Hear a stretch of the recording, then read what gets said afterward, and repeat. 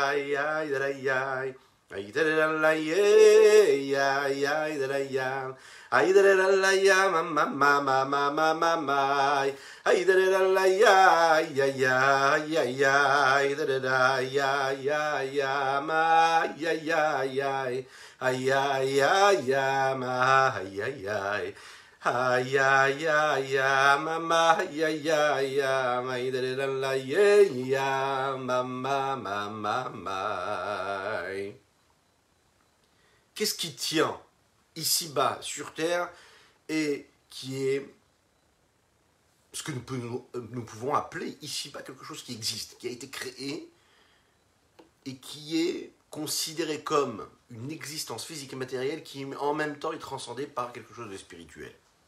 C'est une question qui est vaste, mais qui concerne en réalité chaque chose qu'il y a ici-bas sur Terre, sur la chaîne de toute la création, le minéral, le végétal, l'animal et l'homme. Nous en avons parlé hier.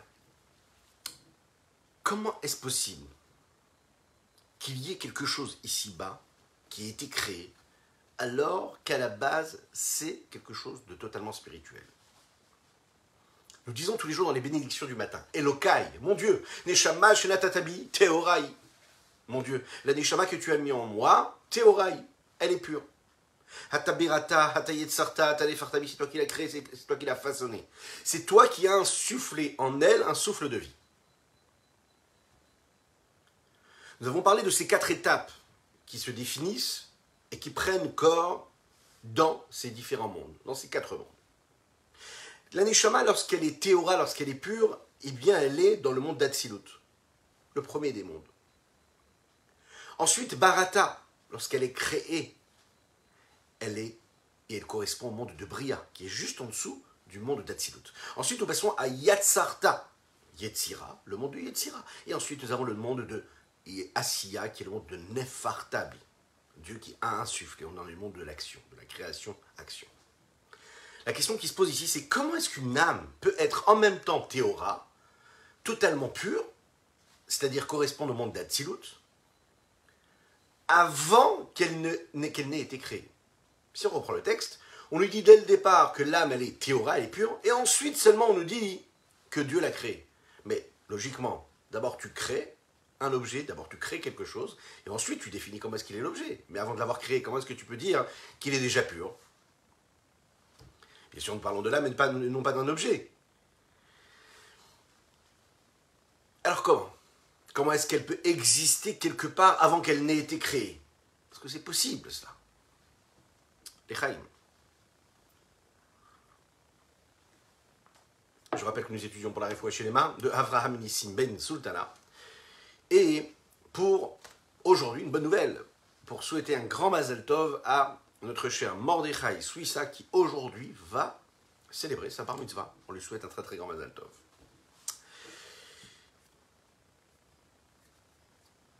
Si dans notre cours précédent nous avons parlé des différents mondes, à savoir Bria et le monde de Yetzira, là on va accentuer un petit peu plus sur le monde d'Atsilut, qui est ce monde-là, en réalité, qui est en même temps le monde de tous les possibles, et en même temps celui qui est le plus proche de Dieu, qui est le plus proche de l'infini, qui est vraiment l'infini du Saint béni soit-il, qui commence à être, on va dire, allez, c'est la possibilité d'autre chose que l'infini.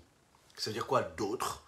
Une forme d'existence qui pourrait avoir une forme qui pourrait nous paraître comme étant indépendante, mais qui en réalité est à 100% de la divinité, mais qui a la permission d'avoir une apparence pour l'être que nous sommes, de le voir comme étant quelque chose d'indépendant. Il y a deux notions de base dans la Kabbalah ou dans la Chassidut qu'il faut bien comprendre. Ces deux notions, ce sont donc les 10 forces que nous appelons les 10 séphirotes qu'il y a, qui sont ces 10 forces qu'il y a dans les différents mondes. Nous avons vu hier qui traversent en réalité tous les mondes. Et nous avons également ces 4 mondes, Atsilut, Bria, Yetzira, Asiya. Elles se floutent dans chaque monde. La question c'est, est-ce que il y a dans ce monde quelque chose qui pourrait ne pas être une partie de ces 10 forces, de ces 10 séphirotes? On sait quels sont ces 10 séphirotes, Chochma, Bina, Da'at, Chesed, Gvura, Tiferet, Netzach, Hod, Yesod, Malchut. Ok. Ces 10 forces, elles se traduisent par des vertus, par des traits de caractère, ceux que nous avons toutes et tous en nous. Il y a la profondeur des mondes et il y a la partie extérieure et superficielle des mondes. Il y a les 10 forces, ces 10 séphirotes dans chacun des mondes, de manière intérieure ou de manière extérieure. Qu'est-ce que ça veut dire de manière profonde et intérieure? De manière profonde et intérieure, c'est, on va dire, le côté profond qu'ils peuvent avoir et le côté divin qu'il y a dedans. Ça veut dire comment est-ce que Dieu se révèle à travers ses traits de caractère, ses différentes vertus, ses différents attributs dans ce monde-là.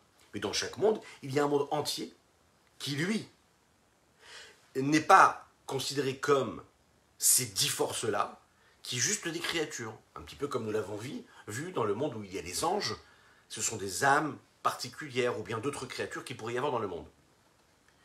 De la même manière qu'il y a le grand monde, il y a le petit monde. Nous sommes toutes et tous un petit monde. Quand on passe du petit monde et qu'on va dans le grand monde, on peut comprendre que de la même manière que chez l'homme, il y a tout un système, un ordre d'enchaînement, ce que nous appelons l'Aishtal Shelut, des 10 séphirotes, des 10 forces, c'est-à-dire des 10 vertus, des 10 capacités, des 10 attributs, des 10 traits de caractère que l'homme peut avoir.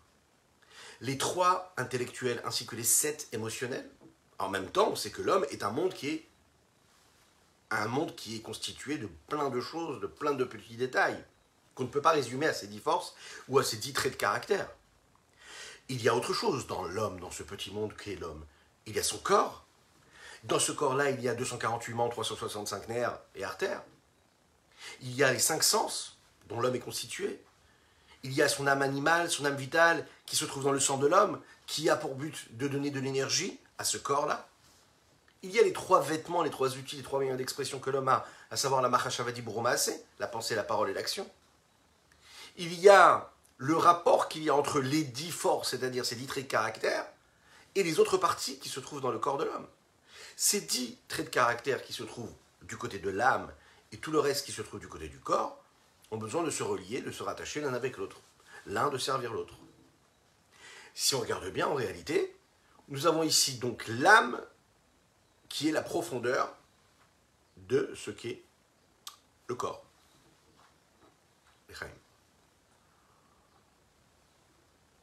Quand nous passons au grand monde, pas au petit monde de l'homme, mais au grand monde, au monde qui entoure cet homme-là.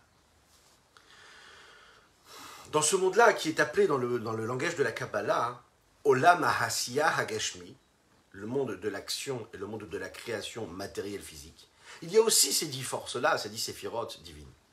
Elles viennent, elles s'expriment à travers différents éléments du côté de la sainteté qu'il y a dans le monde. Par exemple, en étudiant la Torah. Par exemple, en pratiquant les mitzvot, en accomplissant la volonté de Dieu. Le peuple juif est le représentant de ces 10 forces. Les endroits saints sont aussi les représentants de ces différents traits de caractère, de cette sainteté, de cette expression, de cette sainteté divine. Mais d'un autre côté, quand on regarde un petit peu le monde dans lequel on vit, si on met ces choses-là, ces éléments entre guillemets de côté, on est capable de voir autre chose, comme dans le corps de l'homme, à savoir, voir qu'il y a du minéral, qu'il y a du végétal, qu'il y a un animal, qu'il y a de l'homme, qu'il y a des hommes, qu'il y a des êtres humains. Le rapport qu'il va y avoir entre ces 10 séphirotes-là et les autres parties de ce monde-là, il est que les 10 séphirotes, les 10 forces, comme chez l'homme, ce sont donc ces 10 traits de caractère, ces 10 vertus, et bien dans le monde aussi, ces 10 forces sont présentes. Elles sont considérées comme la profondeur et l'intériorité de ce monde-là, un petit peu comme l'âme du monde.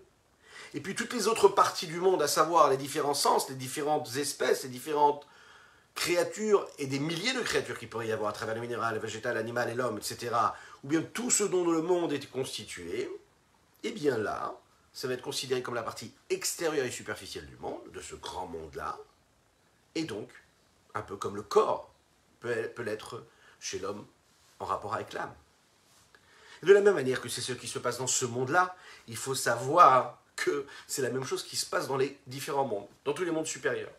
Les 10 séphirotes du côté divin qu'il y a dans chaque monde, c'est la profondeur du monde, et la partie extérieure qu'il y a dans chaque monde, ce sont donc toutes les créatures. Par exemple, vous allez avoir un monde où il y a des âmes. Alors, il y a la dimension des 10 forces divines, et il y a les âmes qui vont être créées dans ce monde-là. Il y a la différence, il y a les 10 forces, les Esser séphirotes de Dieu, c'est-à-dire l'émanation de lumière qu'il peut y avoir à travers cette force-là de Dieu, de présence de Dieu. Mais il y a également la partie superficielle, entre guillemets, de ce monde-là, qui va se traduire à travers la création des différents anges, par exemple. Étant donné que les 10 séphirotes, que ce soit du côté divin qu'il y a dans le monde, et que ce soit dans l'expression de ces différentes vertus saines, saintes, c'est la raison pour laquelle, dans les séphirotes de chaque monde, il y a en réalité le reflet des différentes séphirotes de Dieu. En réalité, les séphirotes qui se trouvent dans le monde d'Atsilut ne font qu'un avec leur source première, qui est la lumière de l'infini du Saint béni soit-il. Il en ressort que quoi? Que les séphirotes de chaque monde, que ce soit le monde de Bria, que ce soit le monde de Yetzira, que ce soit le monde d'Asiya, sont l'expression même du monde d'Atsilut dans ce monde-là. Elles sont le transfert, ce qui permet le transfert, et elles sont le moyen d'expression, l'outil de transmission. Lechaim, lechaim. C'est une des différences que l'on peut retrouver également entre l'âme, entre les âmes, et la Torah de ces âmes. Qu'est-ce que ça veut dire? Il y a une personne qui étudie la Torah ou qui accomplit la mitzvah. Okay? Et il y a la Torah elle-même et la mitzvah elle-même. Un homme, c'est une créature.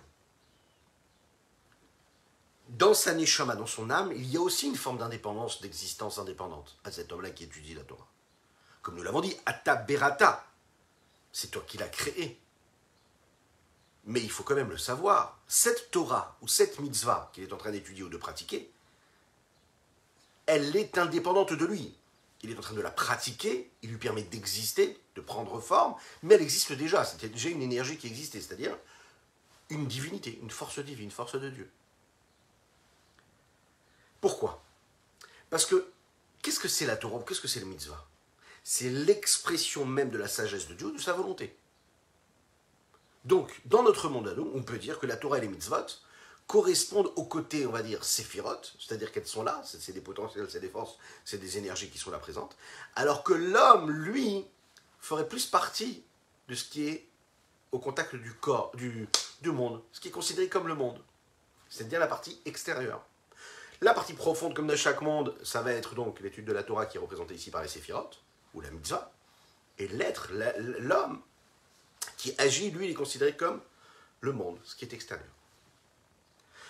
C'est ce qui nous amène à comprendre ce qui se passe chez l'homme après une belle vie qu'il pourra avoir, Bezrat Hashem, en bonne santé pour chacune et chacun, Et après 120 ans, la Neshama, elle monte dans le monde de la vérité, elle se trouve dans le Gan Eden.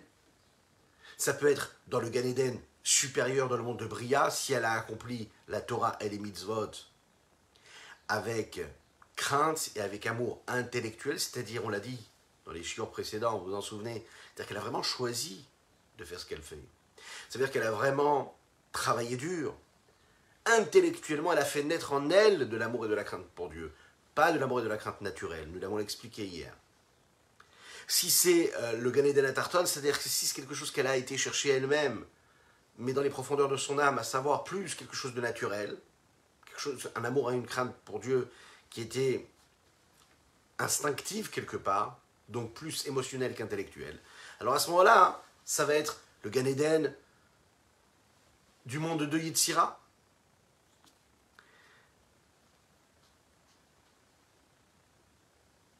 Maintenant, il y a une différence entre l'endroit où la Neshama ou l'âme se trouve et l'endroit où la Torah et les mitzvot de cette âme vont se trouver. La Neshama, l'âme, elle va se trouver dans la partie extérieure et superficielle, parce qu'elle ne fait pas partie des 10 forces, des 10 séphirotes, alors que la Torah et la mitzvah de cette âme-là, oui, sont en unicité totale et s'incluent dans les 10 forces, dans les Esser séphirotes divines qu'il y a dans ce monde-là, dans lequel se trouve cette Neshama, cette âme. C'est important de connaître tous ces détails. Plus on maîtrise des détails, plus on se rapproche de ces détails, de ce qui se passe, et plus on se rapproche de la sagesse divine, de la profondeur de la sagesse divine. C'est pour ça que nous étudions tous ces sujets. Rappelons-nous que de cette façon, on fait résider Dieu ici-bas sur terre. Plus on approfondit les sujets qui nous rapprochent de l'immensité, de l'infinie subtilité qu'il y a dans ces nuances-là de présence de Dieu, d'émanation de lumière et de sainteté, et plus on permet à Dieu de prendre place ici-bas, de se dévoiler. Et quoi de mieux dans ce monde-là dans lequel nous vivons dans cette obscurité que de rajouter un petit peu plus de lumière. D'ailleurs, n'hésitez pas à partager, c'est important. Ah oui, et abonnez-vous également. En podcast également, on m'a dit qu'il faut que je le rappelle. Alors oui, nous sommes présents en podcast sur les différentes plateformes, vous pouvez les écouter et faire autre chose en même temps. Hein, ou bien écouter et faire autre chose en même temps. Ça veut dire l'essentiel, ça doit être d'écouter la Torah. En même temps, s'il faut qu'on travaille, on travaille. Lorsqu'un homme écrit par exemple un livre de Torah, dans lequel il va mettre toute sa pensée, toute sa réflexion, lorsqu'il va prendre son petit crayon et qu'il va élaborer tout un système halachique pour arriver à une conclusion halachique, une décision rabbinique. Si ce livre-là, il a été écrit avec sainteté, avec pureté, avec de la crainte de Dieu, selon des sources qui viennent de la Torah, sans avoir mélangé dans ce qu'il est en train d'écrire une sagesse profane, ça peut être de la philosophie, ça peut être de la science, qui est totalement vraie, c'est-à-dire que c'est une vraie philosophie, une vraie sagesse. Il y a des penseurs qui ne sont pas des penseurs saints et purs, que ce soit dans le peuple juif comme à l'extérieur du peuple juif. Des grands scientifiques, des grands philosophes, des grands intellectuels. Ok, c'est réellement très... C'est particulièrement raffiné, intellectuellement, c'est élevé. Ok, parfait, mais ce n'est pas de la sainteté. Et ça, c'est très important de le comprendre. La différence, ça va être là. Lorsque tu écris ce livre-là avec crainte de Dieu, et que tu y as mis que des sources halachiques, de la Torah, de la Gdusha, de la pureté, de la sainteté, et tu n'y as pas mélangé de la sagesse étrangère, alors à ce moment-là, ce livre-là se transforme et devient une partie même de cette bibliothèque des grands livres de la Torah, du peuple juif, à savoir Torah Tachem, c'est la Torah de Dieu. Autrement dit, le plus beau des livres dans lesquels se trouve de la sagesse profane, malheureusement ne peut pas être appelé la Torah d'Akadosh Baruch Hu. Parce que peut-être que tu t'es servi de la science et de la sagesse profane pour l'élaborer, mais quand même, tu y as mis une sagesse étrangère. Et puisqu'il y a de la sagesse étrangère, alors à ce moment-là, tu ne pourras pas appeler ça comme un livre qui est considéré comme la Torah de Dieu. Prenez la Mishnah qui a été écrite par Rabbi Yehuda Hanassi, la Mishnah. C'est un grand œuvre qui nous a amené la halakha ensuite. Prenez la Gemara qui a été écrite par Ravina et Rav Ashi. Prenez le Shulchan Aruch qui a été écrit par le Rabbi Yosef Karo. Prenez toutes les paroles de Torah des grands sages qui sont rapportés dans différents livres, dans d'infinies publications que nous avons de plus en plus. Ils font partie de la Torah de Dieu. Ils sont saints, ils sont sanctifiés par la sainteté de la Torah. Ils sont les ambassadeurs de cette Torah-là. Ils font partie de la sainteté de Dieu. On ne le regarde pas comme une sagesse humaine, mais comme la sagesse de Dieu. Lorsque l'on regarde le Talmud, on ne regarde pas la sagesse des personnes qui ont écrit le Talmud, mais on regarde la sagesse de Dieu. Ok? En réalité, celui qui l'écrit se soumet complètement à cette sagesse-là. Il est juste le transmetteur, il est juste le passeur. D'ailleurs, à travers l'histoire du peuple juif, c'est ce qui a fait que le message a réussi à dépasser les personnes qui l'ont transmise. Parce que ce message-là, c'est le message divin, c'est un message de sainteté.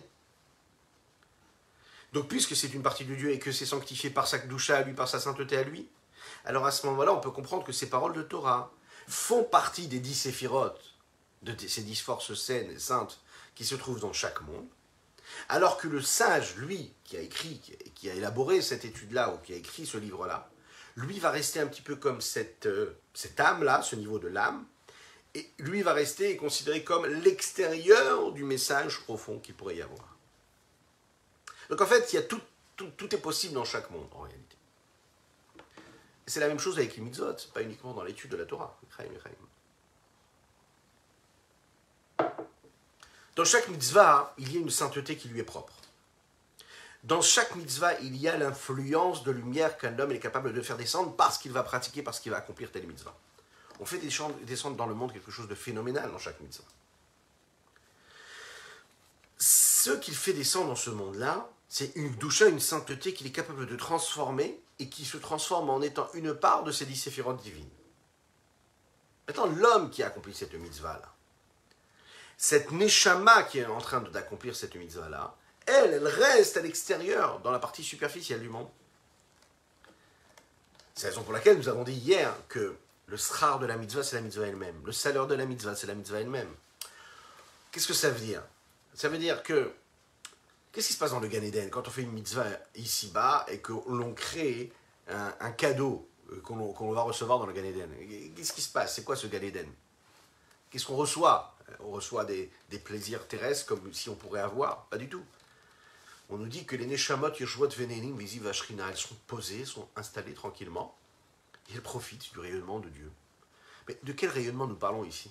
De quel rayonnement nous parlons? En fait, un Neshama qui se trouve dans le Gan Eden inférieur ou supérieur, et la Torah qu'elle a étudiée, les mitzvot qu'il a fait pendant ce monde-là, montent ensemble avec elle, avec cette Neshama, et s'incluent dans les 10 séphirotes qu'il y a dans le monde. C'est ça qu'il faut comprendre. Dans chaque monde. La Torah et les mitzvot de cette Neshama sont en réalité ce rayonnement céleste. C'est pas autre chose. C'est elle-même. Elle exprime ce qu'elle est elle-même. Et en fait, elle permet à une lumière qui est en elle de rayonner. Ne va pas chercher Dieu loin. Dieu, il est en toi. C'est toi. C'est dans ce que tu fais. Dieu, il existe à travers tes gestes, à travers tes choix, à travers ce que tu étudies, à travers ton appréciation, à travers ton attitude, à travers ton regard, à travers ton comportement, à travers tes gestes, ton jugement de l'autre, de toi-même. C'est ça Dieu en réalité. C'est pas un monde parallèle, c'est ce monde-là dans lequel tu es toi. Seulement dans ce monde-là, qu'est-ce que tu réussis à laisser transparaître? Où est-ce que tu te limites? À quel niveau tu te limites? À la partie superficielle, totalement superficielle? Est-ce qu'elle te touche un petit peu? Elle touche tes vêtements? Elle touche les parois de ta maison?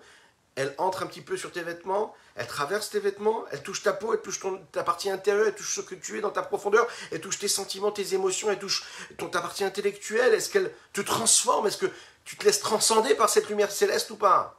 C'est en toi le Gan Eden. C'est en toi cette dimension de révélation, de dévoilement de Dieu. C'est la raison pour laquelle quand on fait une mitzvah, c'est la mitzvah elle-même. Vous savez, dans les textes des Pirkei Avot, Maxime de l'Opère, il dit comme ça: Yafé sha'achat bitshuva ou ma'asim tovim mikol chaya ba'olam hazeh mikol chaya olam haba. Il est plus important de vivre un seul instant ici-bas sur terre et de faire teshuva, ou bien de faire une action, une bonne action, que de vivre toute une vie entière dans le monde futur. Imaginez toute notre vie dans le monde futur, c'est rien à côté d'un seul geste, d'une seule bonne action qu'on pourrait vivre ici-bas sur terre. C'est ici-bas qu'il faut vivre. Pas ailleurs, hein. Mais il y a une question quand même dans ce texte-là. Qu'est-ce qui est dit dans la fin de ce monde-là? De ce texte-là. D'abord, on va commencer par le début. On peut voir une contradiction. Au début du texte, on nous dit que les bonnes actions dans ce monde-là sont plus belles que le monde futur.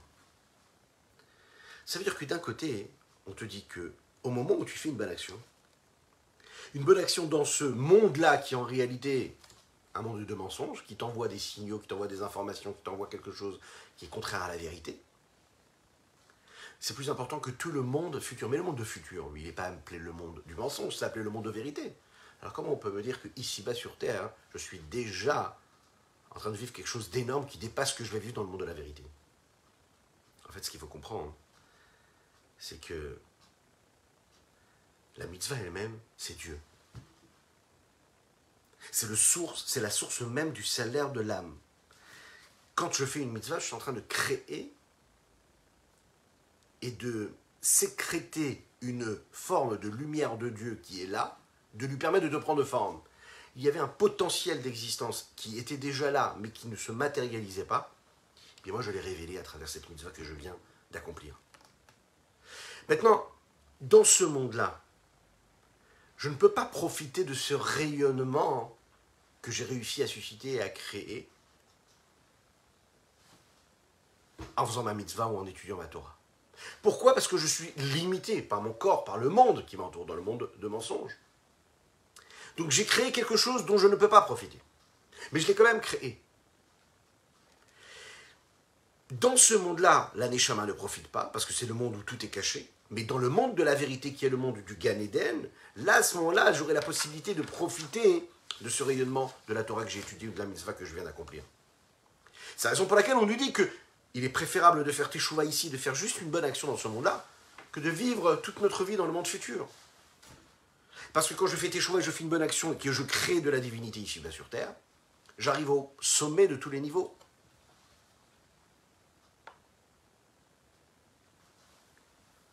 Quand j'agis ici-bas sur Terre, nous l'avons dit, je suis capable de me connecter au monde dans lequel je vis. Et à travers les 10 forces qu'il y a dans chacun des mondes, je laisse passer, traverser, transcender la lumière de Dieu et l'infini du Saint béni soit-il. À travers chaque monde. Les mondes, vous en souvenez, il y en a 4. Atzilut, Bria, Yetzira, Asiya. Mais qu'est-ce qui se passe concrètement? Atzilut vient du mot Hahatzallah, qui vient aussi du mot Etzlo. Pour ceux qui comprennent l'hébreu, Etzlo, c'est-à-dire chez lui, à lui. Quand on dit qu'on est proche de quelqu'un, qu'on est avec lui, on est Etzlo. Ça ne veut pas dire que on est proche de lui et c'est lui qui a créé quelque chose de nouveau, mais c'est juste qu'il est en train de nous faire passer quelque chose. On est proche de lui, on traverse quelque chose avec lui. Dans le monde d'Atsilut, Akadosh Baruch Hu ne crée pas quelque chose de nouveau. Il n'y a pas de création indépendante, mais il a laissé se constituer quelque chose de lui qui est toujours lui. Qu'est-ce que ça veut dire? On va comprendre. Au-dessus du monde d'Atsilut, il n'y a pas de forces différentes. Il n'y a pas ce que nous appelons les 10 séphirotes, les 10 potentiels, les 10 énergies. Il n'y a pas les 10 séphirotes. Il y a au-dessus du monde d'Atsilut une lumière de l'infini du Saint béni soit-il qui est infinie, qu'on n'est pas capable de définir à travers et par ces 10 forces. On ne peut même pas les décrire et les délimiter sous aucune forme et aucune limite quelconque. La particularité que le monde d'Atsilut a, c'est qu'il est le monde de tous les possibles. C'est qu'il peut être illimité, c'est-à-dire, c'est à ce moment-là qu'Akadosh Baruch Hu crée la possibilité qu'il y ait 10 séphirotes, 10 forces, qui elles vont être définies, qui vont prendre quelque part un potentiel de limite, de forme. C'est le monde où les différents dévoilements, différents potentiels et différentes nuances d'apparition de Dieu ont été créés. Dans le monde d'Atsilut, Dieu peut se révéler comme un Dieu de miséricorde, un Dieu de rigueur, un Dieu qui peut avoir différents noms. Non. Des attitudes différentes. C'est la raison pour laquelle, quand nous parlons de Dieu et que nous disons à Kadesh Baruch Hu, Yudke Vavke, ou bien Hachem Elokenu, Dieu nous apparaît à travers la miséricorde, à travers la rigueur. Ces noms-là ont été créés et se trouvent dans le monde d'Atsilut. Les 10 séphirotes qui se trouvent dans le monde d'Atsilut ne sont pas donc séparées d'Akadosh Baruch Hu, de Dieu, mais elles sont en unicité totale avec lui. Par exemple, la chorma de Dieu, la sagesse de Dieu, qui est la première séphira. Le Rambam nous dit Hu Hamada, Hu Ayodea, Hu Ayadua. Ça veut dire que Dieu et sa sagesse, c'est une seule chose. Ce n'est pas Dieu qui a de la sagesse et Dieu, c'est une seule chose. Les autres séphirotes sont en unicité de Dieu, en unicité avec Dieu, comme le Zohar le dit très bien. Dieu et sa vitalité, c'est-à-dire son rayonnement et sa lumière et ce qu'il est, c'est-à-dire les réceptacles des différentes séphirotes, les outils qui lui permettent de se révéler à travers elles, et eux, c'est une seule chose. Sur ce point-là, on va constater une différence fondamentale et essentielle entre le monde d'Atsilut et les autres mondes. C'est-à-dire qu'ils sont Bria, Yetzira, Asiya. Depuis le monde de Bria et un petit peu plus bas, Kadosh Baruch Hu crée quelque chose de nouveau. C'est-à-dire il crée une forme d'entité qui pourrait être définie comme étant différente de Dieu, entre guillemets différente, c'est-à-dire indépendante quelque part, qui ne serait pas de la divinité, qui n'aurait pas une apparence divine, qui a une apparence concrète, matérielle, qu'on pourrait constater de nos yeux de chair et de sang limités. La différence entre ces mondes-là, elle ne se fait et elle ne se réalise qu'à partir du moment où on est capable de constater combien l'existence de l'élément se sépare et s'éloigne de sa source. Plus tu t'éloignes de ta source, et plus tu es indépendant. Ça veut dire qu'il y a déjà quelque chose qui existe ici.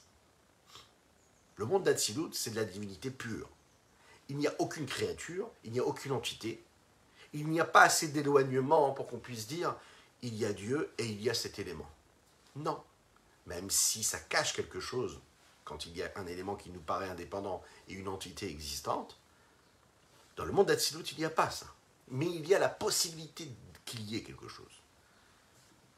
C'est la raison pour laquelle le monde d'Atsilut est appelé le monde de l'unicité. C'est un monde privé, c'est un domaine privé, singulier.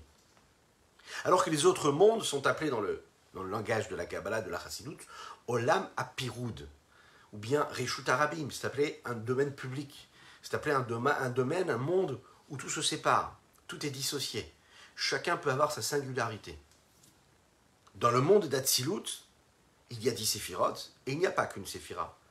Mais dans toutes les séphirotes, il y a une combinaison, une unicité qui les rapproche de leur source elle-même à ces séphirotes, qui est la divinité propre.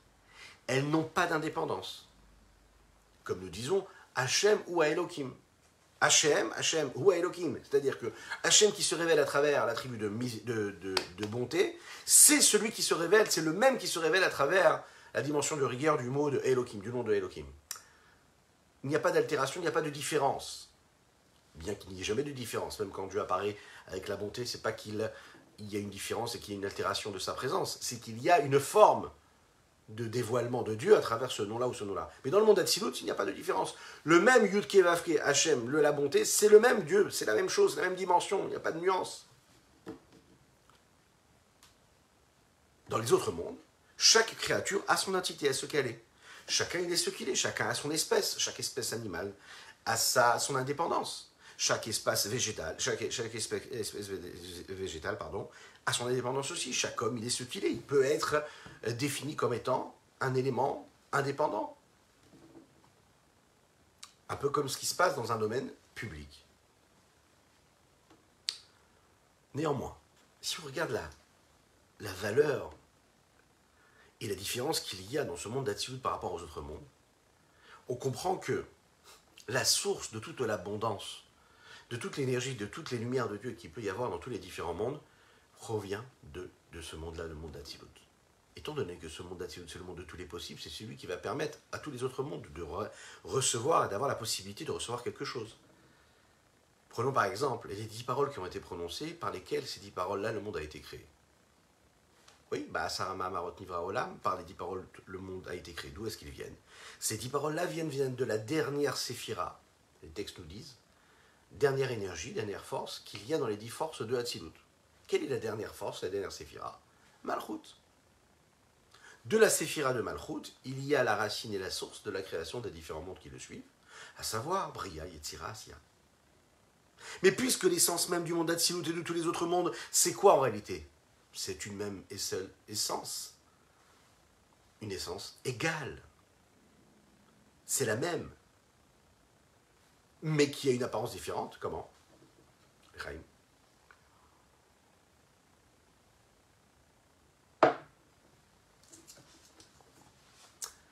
Le monde d'Atsilut, c'est, on l'a dit, Einon Milvado. Il n'y a rien d'autre que lui.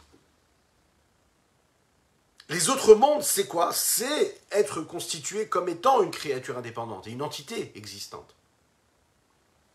C'est la raison pour laquelle l'influence divine ne peut pas arriver du monde d'Atsilut directement dans le monde de Bria, par exemple. Parce que dans le monde d'Atsilut, il n'y a pas d'objet, il n'y a pas de forme, il n'y a pas de limite. Et dans tous les autres mondes, il y a des limites, puisqu'il y a des distinctions, il y a des différentes créations, créatures. Créatures des anges, créatures des hommes, créatures des âmes, créatures de toutes les créatures terrestres qu'il peut y avoir, ou célestes même d'ailleurs. Comment on peut passer de l'infini à quelque chose à des entités délimitées? C'est pas possible, parce que si ça se passait, vous savez ce qui se passe?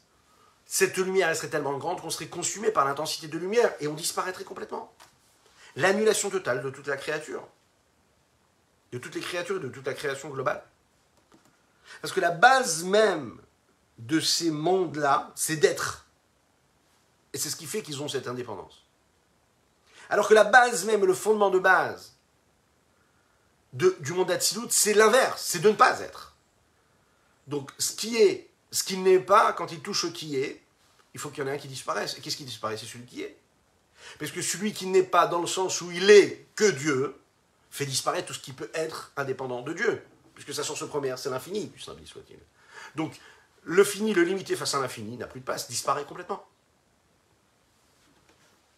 En même temps, qu'est-ce qui se passe? Comment est-ce qu'on peut vivre dans ce monde-là, dans notre vie de tous les jours, dans cette obscurité du monde, avec tout ce que ce monde-là nous offre et nous impose souvent?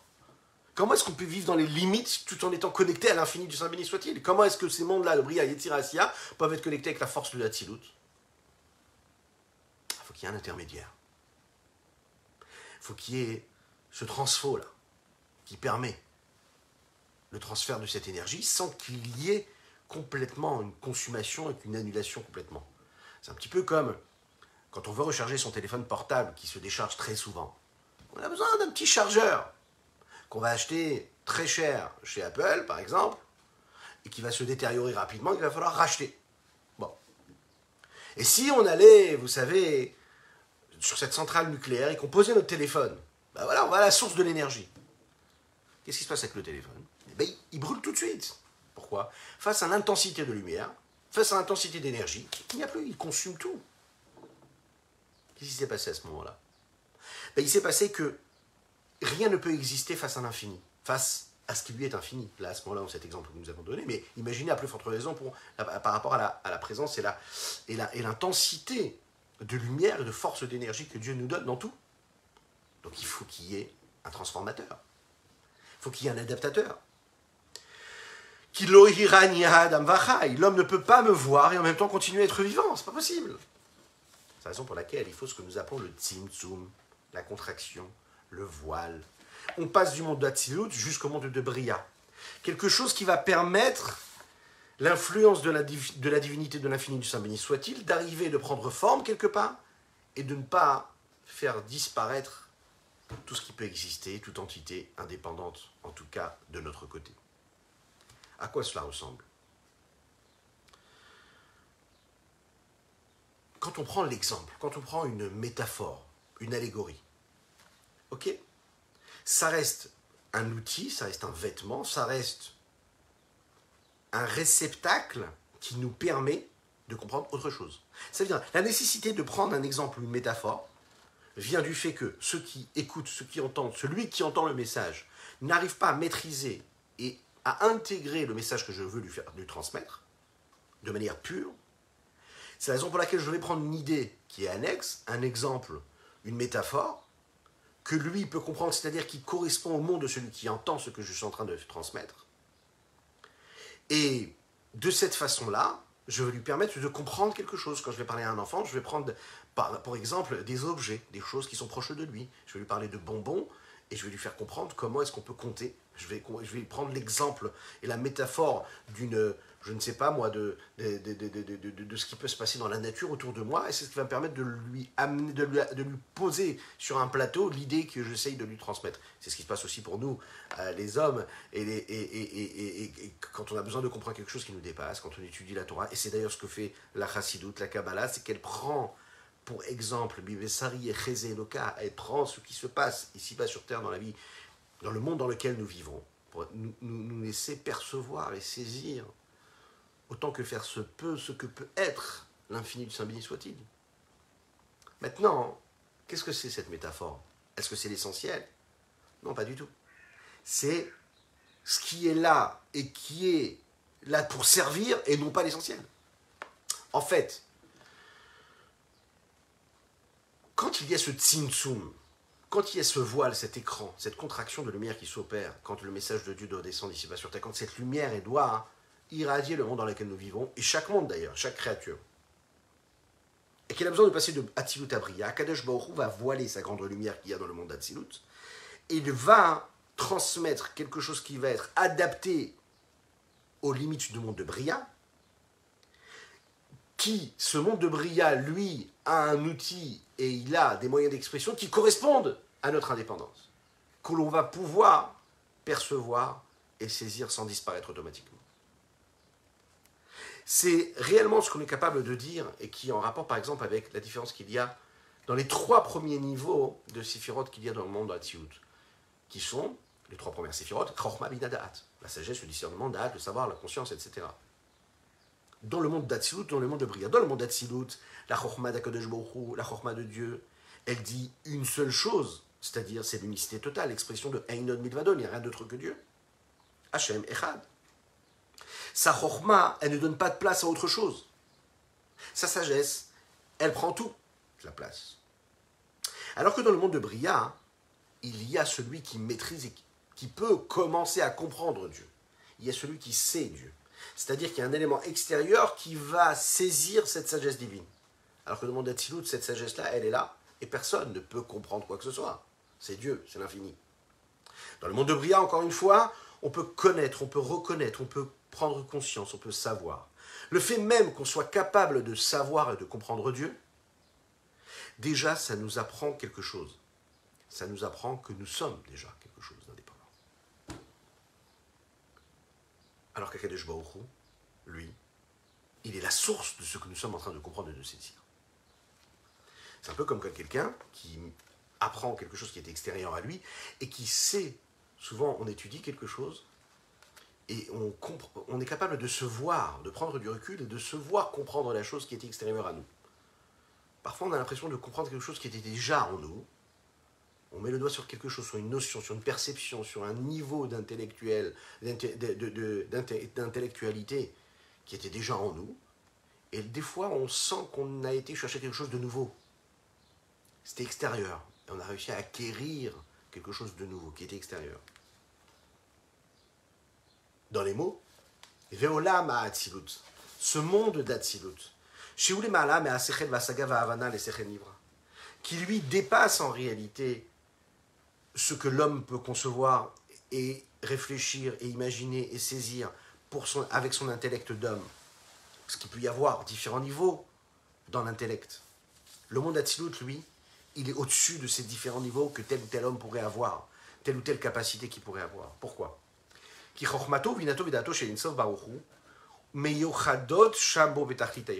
Parce que la sagesse, le discernement, le savoir de l'infini du Saint béni soit-il, sont en unicité totale avec ce qu'il est lui-même. Avec une unicité qui est extraordinairement grande, phénoménale, puissante, sans commune mesure et sans limite par rapport à ce qui peut se passer dans le monde de Bria.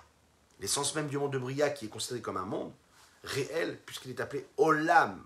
Rien que le fait de le définir en tant que monde, c'est quelque part lui donner une forme. Ça montre un petit peu ce qu'il est. C'est-à-dire qu'il est une entité qui est un monde. S'il est un monde, c'est ce monde-là et pas un autre. Ça veut dire qu'il est délimité. C'est-à-dire qu'il a des critères.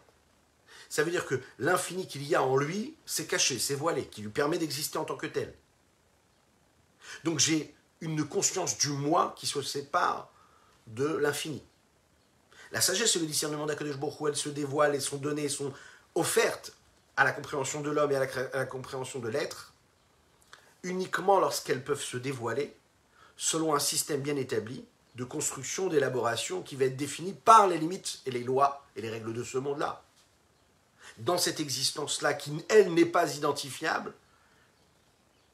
avec l'infini du Saint béni soit-il. Quand on dit ici identifiable, ça veut dire on me permet de croire que je me suis éloigné de l'infini. La preuve, c'est que j'ai l'impression de maîtriser quelque chose. Parce que si j'étais dans la perception de l'infini, je ne pourrais pas saisir. Dans le monde Hatzilut, là-bas, il n'y a pas de différence et de distinction entre ce que le monde peut être, ce monde Hatzilut, et ce que Dieu est. Là-bas, la sagesse et le discernement d'Akadosh Baruch Hu, ça n'est pas autre chose qui a été saisi, c'est la même chose. La Chokhma, le discernement, la Bina sont en unicité totale de Dieu, et là, aucune créature autre ne pourrait saisir ce qu'il est. Pourquoi ? Parce que, de par ce qu'est la création et la créature, elle-même, de par ses pouvoirs, ses capacités, son niveau d'être, de la même manière qu'il est impossible de saisir l'essence même de Dieu, alors je ne pourrais pas non plus saisir la sagesse et la volonté de Dieu. Puisque dans le monde d'Hatzilut, on se rapproche de l'infini, et que dans l'infini, il n'y a pas de distinction entre l'essence du divin et son expression, à savoir cérébrale ou discernée à travers le Chokhma ou la Bina, et que la Chokhma et la Bina, c'est Dieu lui-même, je ne peux pas aller atteindre son niveau d'expression, son trait de caractère ou sa vertu, puisque si je le saisis, ça veut dire que je saisis son essence. Si je saisis son essence, ça veut dire que je n'existe pas. Parce que face à l'infini, je ne peux pas exister. Le fossé qu'il y a entre une sagesse divine pour ce qu'elle est et la sagesse qui peut être utilisée chez l'homme, en fait, c'est un fossé qui n'est même pas descriptible. Il n'y a même pas de point de comparaison. Comme on sait que l'homme n'a pas l'habitude, le roi n'a pas l'habitude d'employer les termes que le peuple emploie. Dès l'instant où il emploie le mot du peuple, c'est qu'il devient un peu moins roi et un peu plus peuple. Qu'est-ce que ça veut dire ? Les mondes supérieurs et les mondes inférieurs sont des mondes qui sont en réalité éloignés de ce que Dieu est. Parce que par définition, ils se limitent dans leur distinction. Akadosh Baruch Hu, lui, c'est Avinu Malkeinu. Il est en même temps notre père, en même temps notre roi. Comment est-ce qu'il peut l'être en même temps ? C'est parce que justement, il est au-dessus des distinctions. Il peut se révéler comme père, il peut se révéler comme roi. Mais vous savez, c'est comme, par exemple, le père. Le père, parfois, il va s'occuper de jouer un petit peu avec son enfant. Et pour jouer avec son enfant, la meilleure des façons, c'est quoi ? C'est pas de rester debout, c'est de se mettre à son niveau. Hein, c'est ce qu'on nous dit. Vous voyez comment il faut faire ? On s'accroupit, on se met à son niveau, par terre, on joue avec lui. Et là, ses yeux commencent à briller. Celui qui veut jouer avec un enfant et qui reste toujours debout et que lui le laisse par terre, l'enfant ne va pas sentir l'attention et l'amour qu'on a pour lui.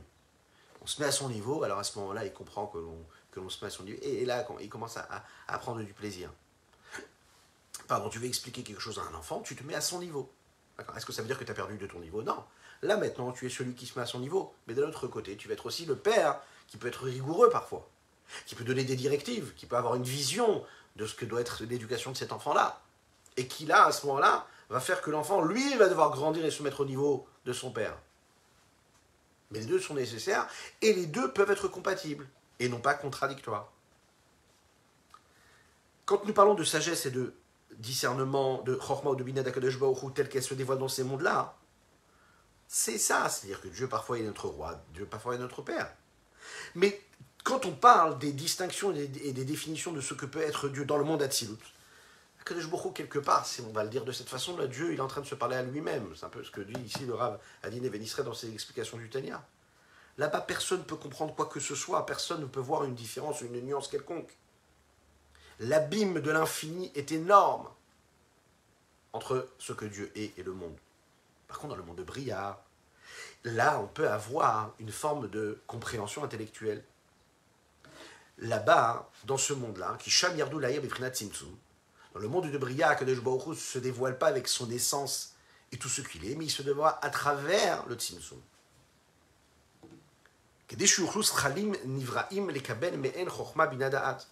afin que ces intellects, ces forces intellectuelles qui ont été créées puissent recevoir, puissent recevoir de la sagesse, du discernement, de la compréhension, du savoir, ces différentes forces de l'intellect. Afin de comprendre et de saisir une quelconque niveau, lumière de l'infini du Saint béni soit-il, en fonction des distinctions et des limites de chaque intellect, qui eux sont dotés de limites. L'essence même du monde de Bria, c'est en réalité la définition même que peut avoir l'intellect qui se dévoile. Ça veut dire jusqu'à combien celui qui reçoit peut saisir. C'est la limite du saisissement, c'est la limite de celui qui reçoit. Combien et comment ils sont capables de recevoir, chez Loïd Batlubim Tsiutam, mais ne pas disparaître par leur abnégation, leur annulation. C'est-à-dire qu'ils ne puissent pas recevoir plus qu'ils ne peuvent en fonction de leurs limites et avec lesquelles ils ont été constitués. Au point de ne plus être définis comme, décrits comme des créatures, parce que si ça dépasse leurs limites, du coup ils n'ont plus de limites. S'ils n'ont plus de limites, ils n'ont plus de critères. S'ils n'ont plus de critères, ils n'ont plus de définition. S'ils n'ont plus de définition, ils n'ont plus de limites. Et s'ils n'ont plus de limites, ils n'existent plus. Afin que chaque créature puisse être une créature, afin qu'il puisse se sentir exister, se sentir son moi existant, afin qu'il puisse se sentir être dans le grand monde qui existe autour de lui, il faut absolument qu'il puisse voir, mais de manière voilée. Il faut qu'il puisse voir avec des lunettes qui condensent, qui compressent, qui mettent un écran face à l'infini et l'intensité de lumière qu'il peut y avoir. C'est pas seulement à travers une existence extérieure, mais aussi profonde à l'intérieur. Comprendre réellement qu'il y a une différence entre ce qu'ils sont à travers leurs limites et l'infini qui les dépasse. Pourquoi ?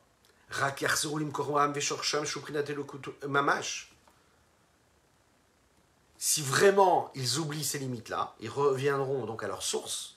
Et leur source, c'est quoi ? C'est l'infini du Saint béni soit-il. Mamash. C'est quoi Mamash ? Véritablement. L'homme ne peut pas voir Dieu et continue d'être et d'exister et de vivre. Il se consume complètement dans l'infini du Saint béni soit-il. Il n'est donc plus une créature indépendante, mais il est juste de Dieu. Et ce que Dieu nous demande, c'est quoi ? C'est qu'on soit des êtres, chacun et chacune d'entre nous, dans un monde ancré dans la matière, dans les limites du monde. Et que dans ces limites du monde, on soit les ambassadeurs de cet infini du Saint béni soit-il. Qu'à travers nos pensées, nos actes et nos paroles, on puisse révéler l'infini de Dieu dans les limites du monde-là. Et c'est dans ce monde-là que tout se joue. C'est ici-bas que tu vivras. C'est ici que tu vas laisser transmettre et que tu vas transmettre cette lumière à l'infini. Comment ? Parce que tu vas révéler l'infini qu'il y a dans tout ce qui est fini. Et c'est de cette façon-là que l'on peut constater que le monde dans lequel nous vivons est en connexion directe avec les séphirotes qui se trouvent dans le monde d'Atsilut, qui lui, ce monde-là, est l'expression même du dévoilement de l'infini du Saint béni soit-il, puisque lui, c'est le monde de tous les possibles. Voilà ce qu'on pouvait dire aujourd'hui sur notre Tanya du jour. Je vous souhaite une excellente journée, que Dieu vous bénisse et qu'il vous protège. D'ores et déjà, on peut se souhaiter Shabbat Shalom, mais il faut le faire, que Dieu fasse, que nous puissions vivre dans la paix, la sérénité, la tranquillité, la joie véritable, le bonheur constaté, dans l'abondance et l'opulence matérielle et spirituelle. On continue ? C'est déjà pas mal. Non, c'est très bien. Dites Amen ve Amen et partagez avec vos amis. À bientôt.